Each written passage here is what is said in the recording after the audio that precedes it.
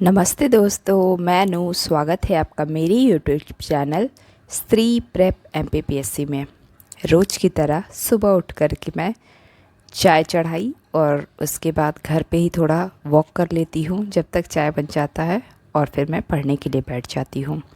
मैं अपने पढ़ाई की शुरुआत सिलेबस से करती हूँ। जो सब्जेक्ट पढ़ रही हूँ उसका पहले मेंस का पूरा सिलेबस अच्छे से पढ़ती हूँ, क्योंकि मैं भी मेंस के लिए पढ़ रही हूँ।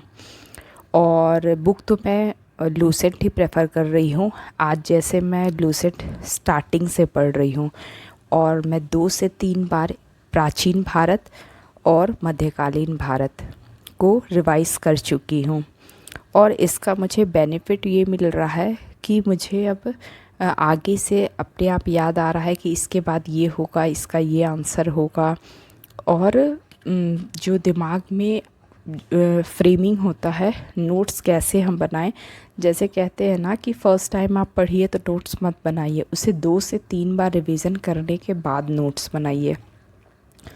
तो मैं भी 2 से 3 बार रिवीजन कर रही हूँ, और फिर मैं इसका नोट्स बनाऊंगी। और नोट्स में वही पॉइंट लिखूंगी जो मुझे याद नहीं रहेंगे, या फिर जो पॉइंट मुझे लगेगा कि ये पॉइंट है जो मुझे भूल रहा है या मुझे याद नहीं रहता है।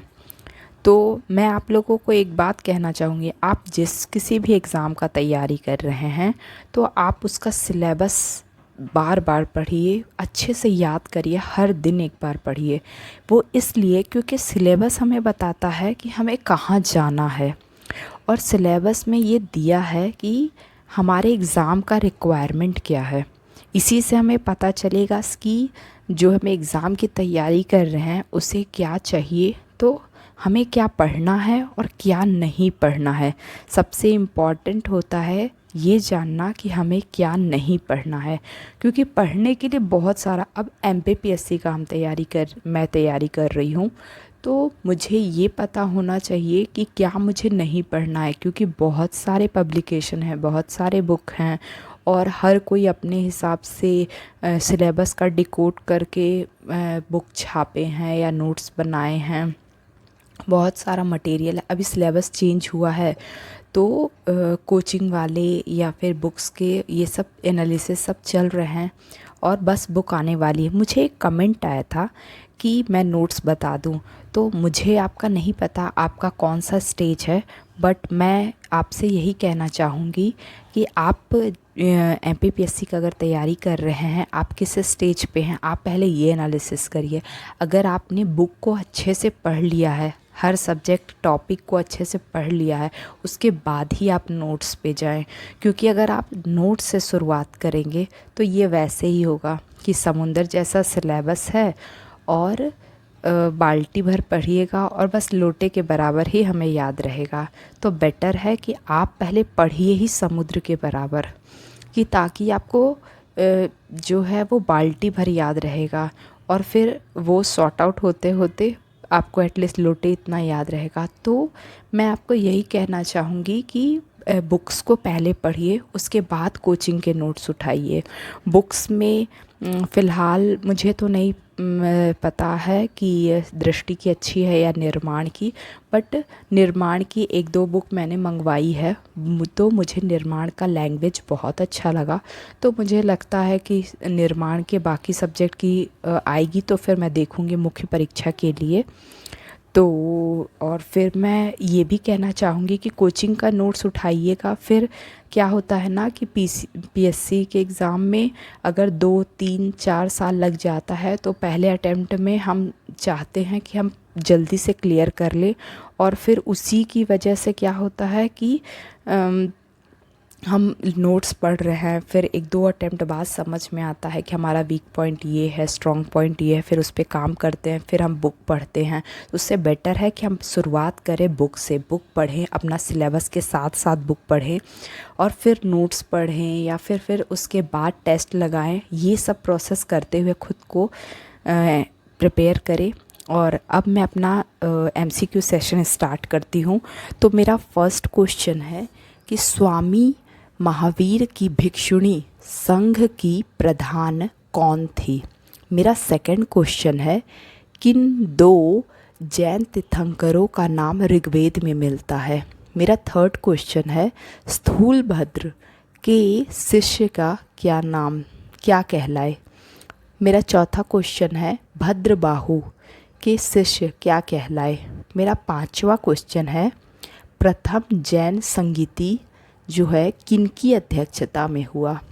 मेरा छठवा क्वेश्चन है, द्वितीय जैन संहिति जो है वो कहाँ हुआ?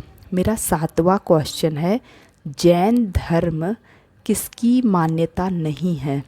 मेरा आठवां क्वेश्चन है, जैन धर्म में किसकी मान्यता है? मेरा नौवां क्वेश्चन है, जैन धर्म ने अपना आध्यात्मिक विचारों को कहाँ से ग्रहण किया है? और मेरा लास्ट क्वेश्चन है, महावीर स्वामी का प्रतीक चिन्ह क्या है? तो ये सारे क्वेश्चन का आंसर आपको वीडियो के लास्ट में मिल जाएगा।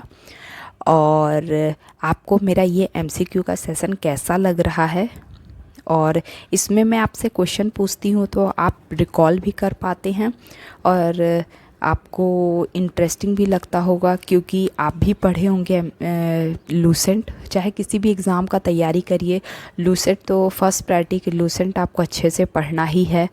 और टॉपर्स भी कहते हैं कि हमने लूसेंट से पढ़ा है, और अभी बहुत सारे टॉपर्स का टॉक आ रहा है, अभी सारे रिज़ल्ट आए हैं।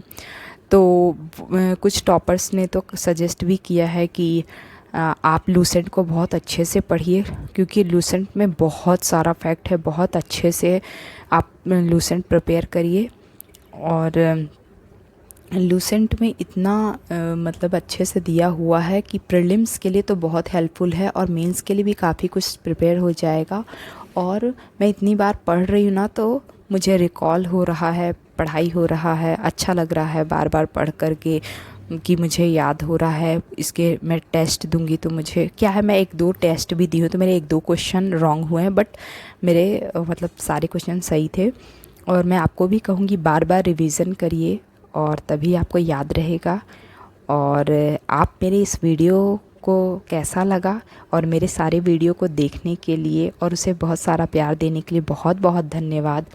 और इसी तरह मेरे वीडियो को लाइक करिए, शेयर करिए, सब्सक्राइब करिए, और अपनी बहन, वाइफ, फ्रेंड उन सब से शेयर करिए जो कि डिमोटिवेट हो जाती हैं, जो एज के साथ खुद को समझती हैं कि नहीं हम नहीं कर सकते हैं। हम बिल्कुल कर सकते हैं, हम किसी भी एज में कर सकते हैं, हम कुछ भी कर सकते हैं। ज़रूरी नहीं है गवर्नमेंट एग्ज़ाम ही तैयारी करें, हम कुछ भी कर सकते हैं। चाहे हम सिलाई हो, यूट्यूब चैनल खोलना हो, या फिर कोई भी चीज़, खुद की पहचान बनाने का बस इनिशिएटिव लेने का ज़रूरत है। हम कभी भी ले सकते हैं, किसी भी एज में ले सकते हैं, और कभी भी अपने पहचान बनाने के लिए हम खुद पे काम कर सकते हैं, खुद पे वर्क कर सकते हैं।